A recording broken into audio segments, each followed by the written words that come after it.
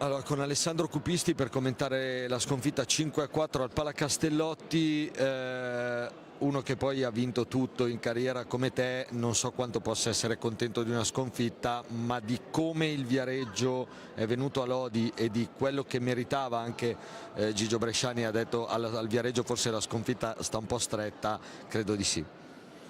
Ma è stata una bella partita giocata, interpretata dai miei giocatori, dove tutti hanno dato l'anima, sono stati intelligenti.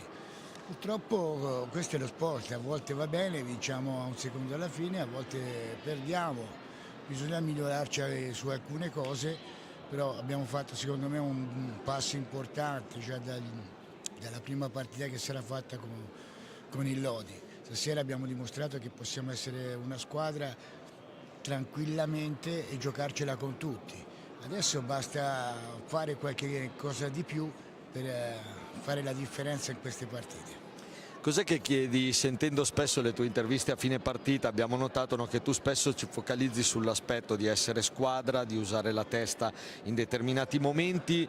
Questa è una squadra che però già a inizio campionato in molti davano come una squadra che potesse ambire per la qualità che ha più della salvezza. Stasera lo sta dimostrando, una squadra che è cresciuta molto rispetto all'andata. Cosa ancora manca per vederla magari come la vorresti vedere tu? No, io voglio vedere che giochi di squadra. Cioè, molto spesso noi abbiamo fatto partite dove alla prima difficoltà andavamo sul singolo che voleva risolvere. Su questo stiamo migliorando sempre di più. Però io vorrei fare una precisazione, tutti dicono che noi siamo una bella squadra di qui e di là. Io vi ricordo che negli ultimi 4 anni le squadre che sono venute su dalla 2 sono retrocesse tutte, capito? Escluso l'anno scorso che ha saltato il Vercelli, se no retrocedeva il Giovinazzo. Questa è la statistica. Ci vuole tranquillità, anche perché il passaggio dalla 2 alla 1 è immenso, c'è proprio completamente un modo diverso di giocare.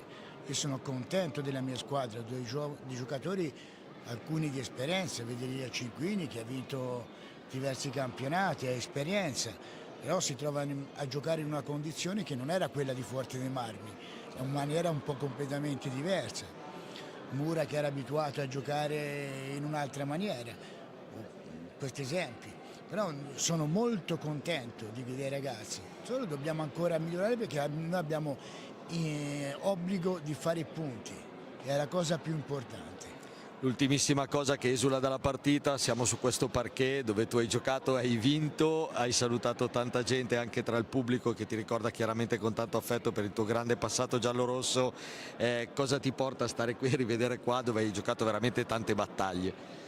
È una bella emozione, io qua ho degli amici che stasera qualcuno l'ho rivisto e insomma fa grande piacere. Mi manca qualcuno che purtroppo non c'è più, ma lo portiamo sempre nel cuore perché noi abbiamo fatto degli anni meravigliosi insieme. Grazie. Grazie. Grazie.